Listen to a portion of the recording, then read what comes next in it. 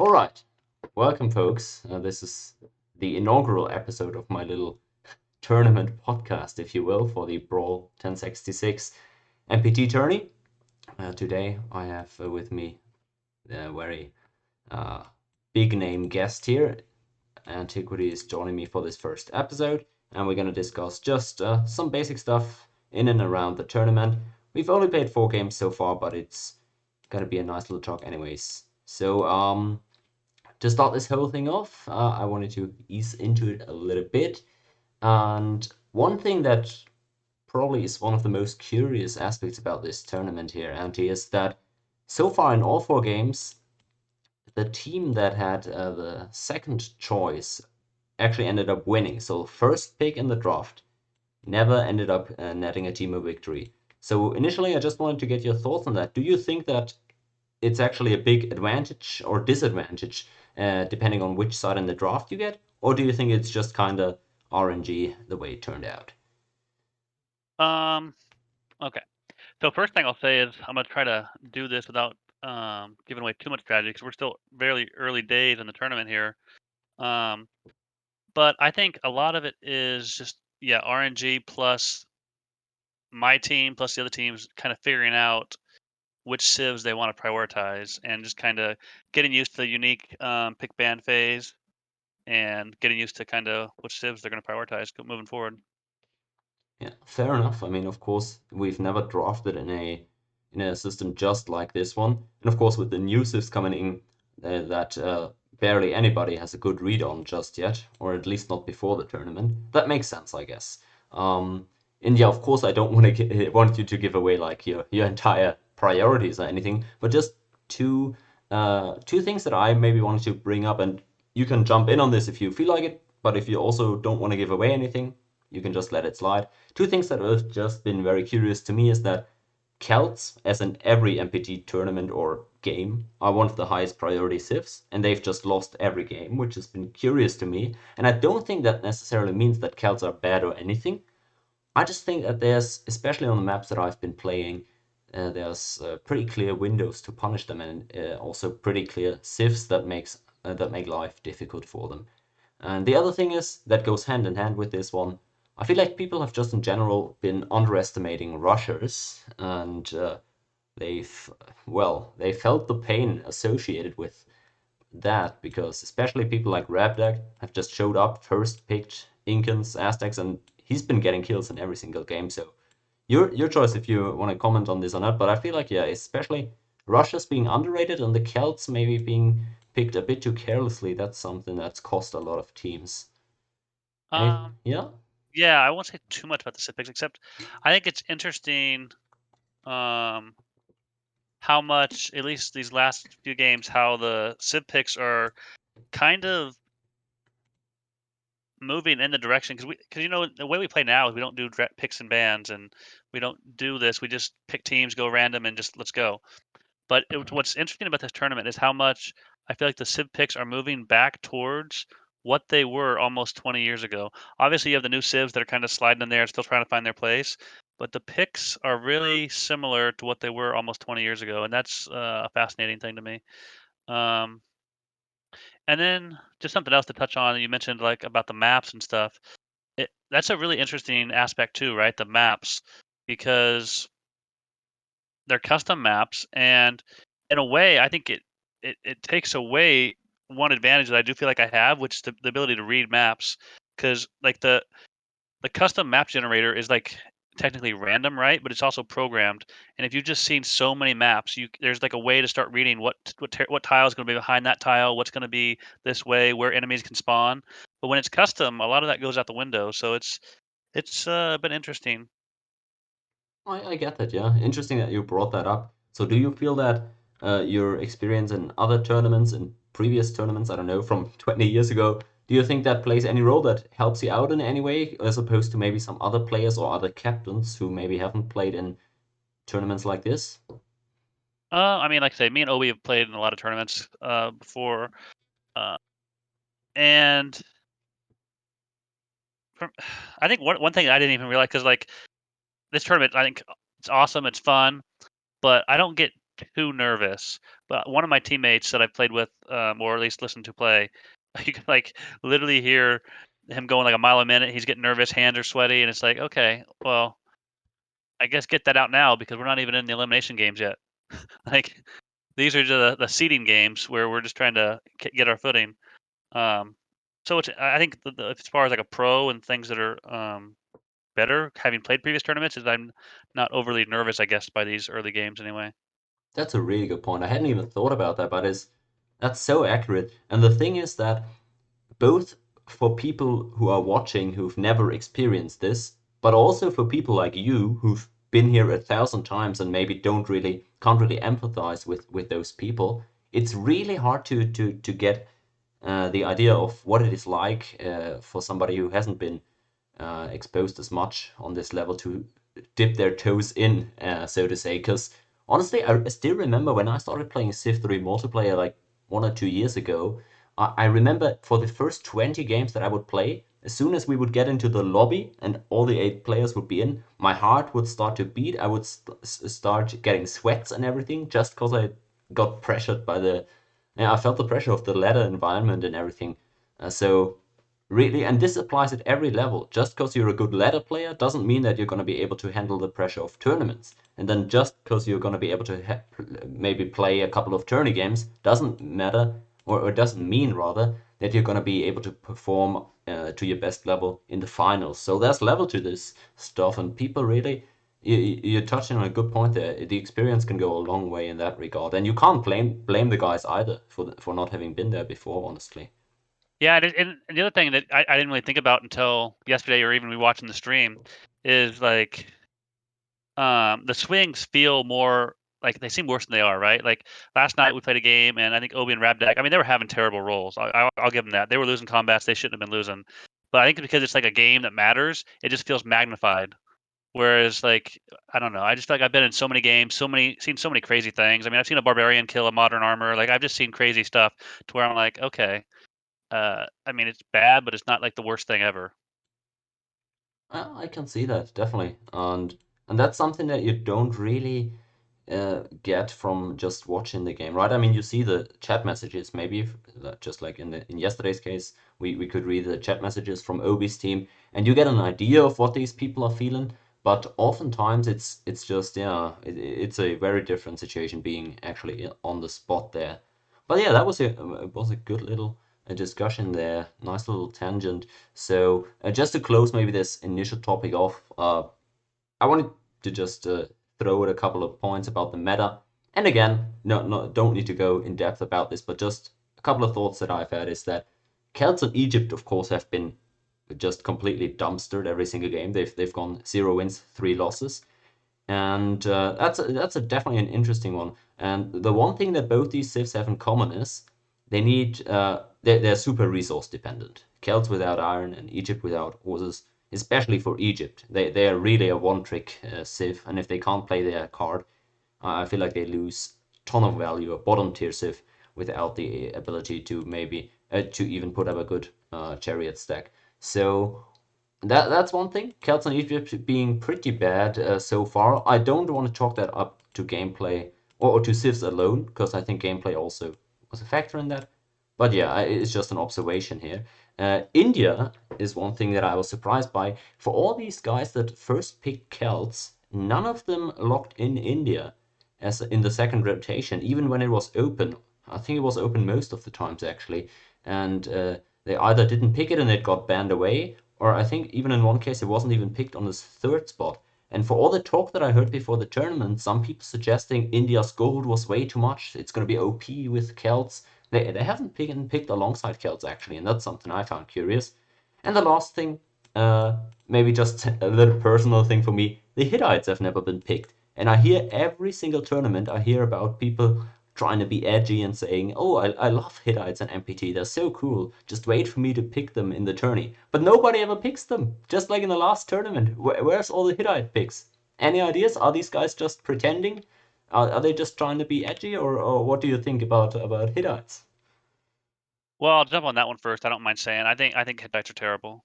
Um, Yeah. I have them on my tier list of 18 civs, ranked 16th. Oh wow.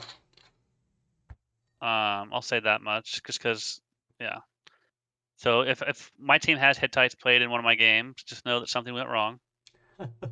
Okay. Um, I just think that without being able to pop a settler, they go down so far. The expansionist trait just gets nerfed so hard with that. Um, and then the fact that techs are faster, it doesn't really matter that you're expansionist.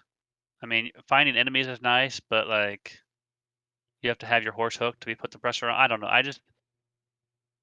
don't like it. And then like if you're gonna build, you can't even chariot stack. You're building like war chariots that cost the same as a swordsman, but you can't upgrade to them. I don't know. I don't think Yeah, they're good. I can see it. That's not a super controversial take. It's just some people are fanboying over them a ton, and they're just all talk so far. So we'll see. It's But definitely yeah. yeah, so the rest of the things we talked about. So I'll mention. I think it'll be interesting to see where some of the civs you mentioned, Egypt, India, and then also I'll throw in Turquoise. It'll be interesting to see where these three civs land and who prioritizes which ones over the other. Um, they're all three horse civs, and how are people going to rank them? I do know in the one game we played, we had Egypt and Turquoise, and it's so it's kind of a unique concept where you have these balanced. I mean, we'll put in quotations balanced maps, right? But you can't perfectly balance them because you don't know which civ they're going to pick what starting locations. And so the one game that we lost, I felt like we just kind of got robbed on starting locations. We had our Turquoise player 2 squares from the water, and the one he moved to was like a terrible location. I was Egypt with horses in the complete opposite direction, and like the city I planted was terrible. There wasn't even a bonus grassland or anything. Uh, so it's like like something that's going to affect the meta is like how the civs interact with, like you were saying, the resources, and the dependence on that. Yeah, Um, yeah. but I'll be interested to see how, because I don't know. All three of those are potentially, and I'm not even sure how it's going to end up. Egypt, India, Turquoise. I have my opinions, but like, there's not been enough games to kind of prove what's going to happen with those three.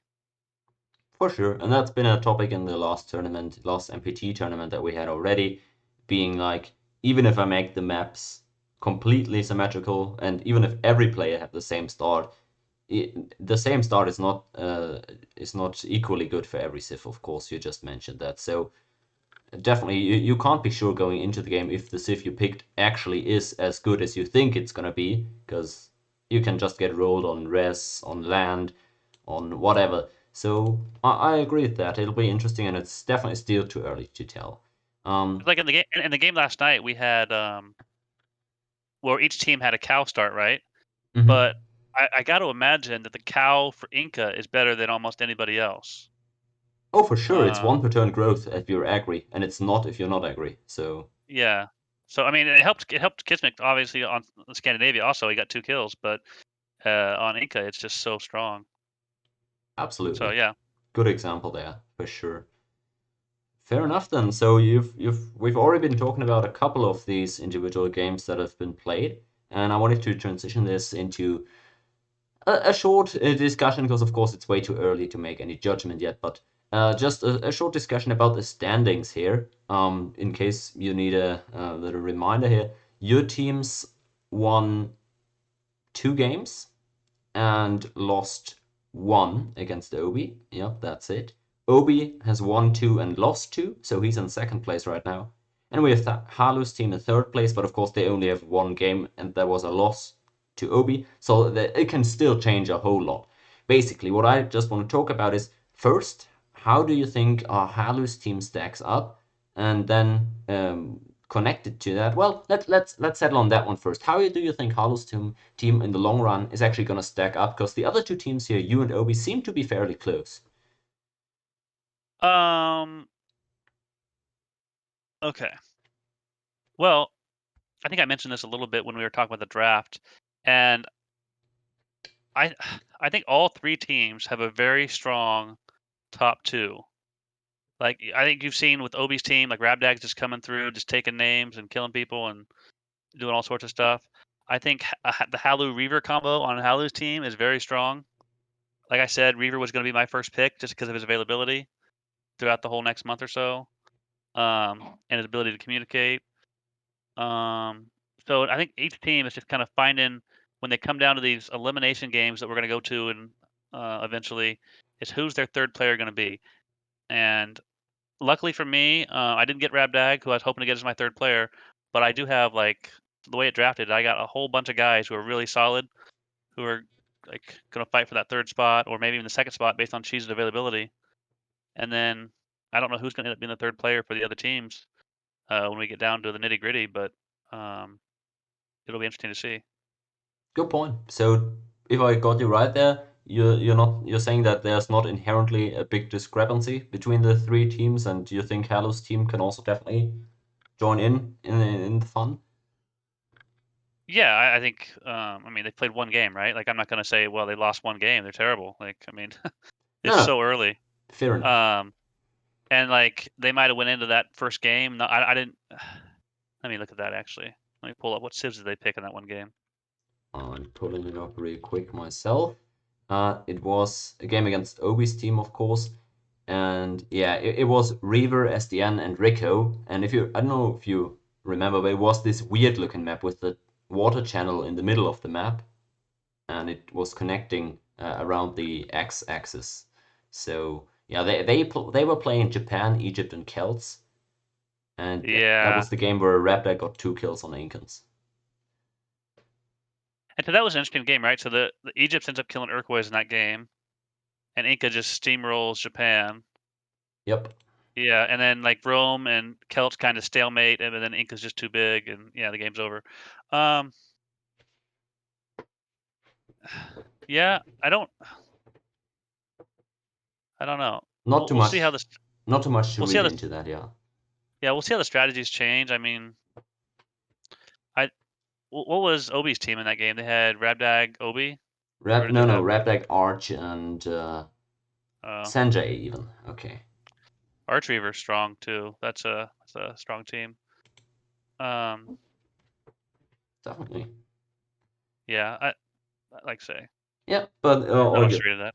Got just a very brief impression of Halo's team so far, so nothing much to say there. So let's just speculate, because the next game that's gonna be played is gonna be your team against Obi. You're not playing in that one, but the series against Obi is 2-1 right now. So if your team wins, you take that best of 5, 3-1, and it puts you in a pretty decent spot. So just for a second, let's imagine your team ends up closing that series out, and maybe you get first place in the group.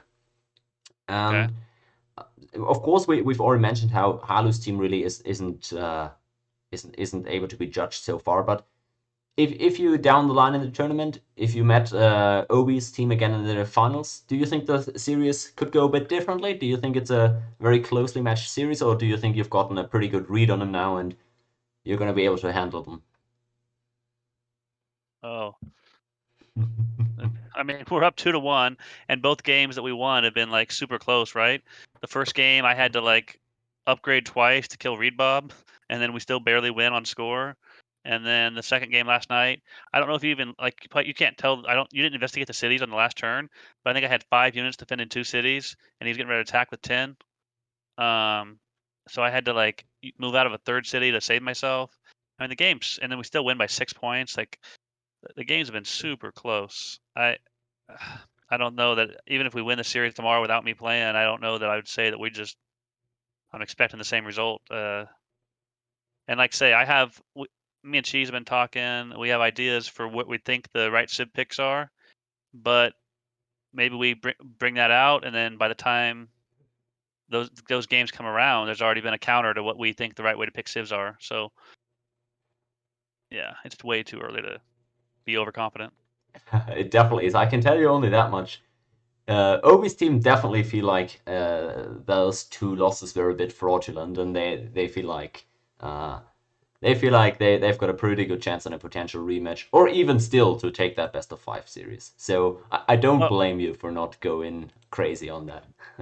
I'll add this is the main thing I'm trying to do right now is learn from our wins because it's easy when you lose to be like, oh yeah, we messed up. We shouldn't have moved the Urquois cap. We shouldn't have built granary first. We shouldn't have gone empty with Egypt. I should have went and attacked Obi instead. Like there's things you can get in your losses, but the important thing is to look at your wins and realize where you messed up too. Yeah, I guess I'll kind of because I'll say like I don't know. Even in your losses, I think it's important to realize blame it on more than just one thing, right? Like I don't know what Obi and Rabdag are blaming their loss on, but they have to also consider the thing. Like I said, they had the Ink and Cow. Sure, they had bad RNG, but there's other things they could have done to win. So hopefully they're not just blaming it on one thing, and they're looking at several mistakes they made to lose that game. Yeah, they'll appreciate that advice, I'm sure.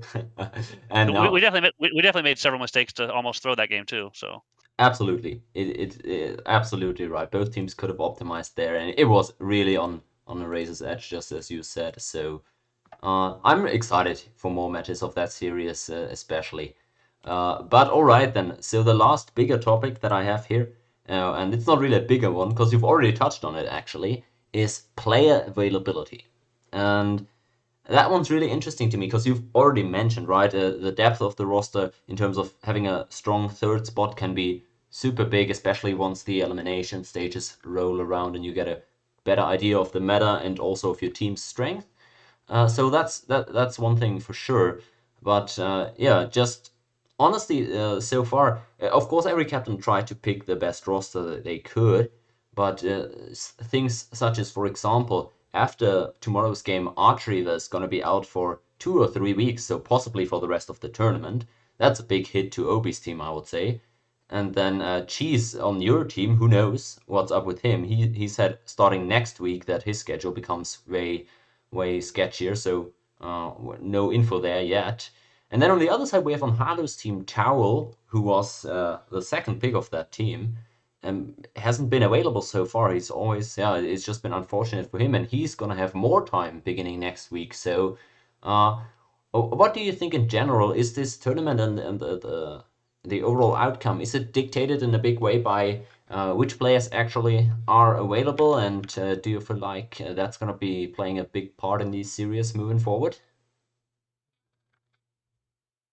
well, yeah, I mean, obviously availability is going to matter. You got your best, like I said, the strongest. There's a strong two at least, maybe even three when you add in Archery on that other team, for every team. But so if any team doesn't have their best two, and they play another team that has their best two, it's going to be a very tough game. Um, yeah, because I was just looking at. I think we got a game scheduled tomorrow, and I'm playing like there's one Cheese is playing without me, but I don't think he's playing against their top two. But then there's a game. I think the second one I'm playing without Cheese versus their top two, and that's going to be a tough game. Oh no, that would have been the third game tomorrow, which has to be postponed. But no, for Okay. that second game tomorrow, you're playing with Cheese against Halu and Reva's top two, so that's going to be a really great match there. Yeah. I think an interesting conversation, which I don't know how deep we want to go into this, but is um, how to do this if we get enough interest from the community in future tournaments, right? Sure. Because if we can get rosters that are deep, which I think we could get pretty deep rosters, then we can just set like a time and say, hey, this game's happening at noon on this day.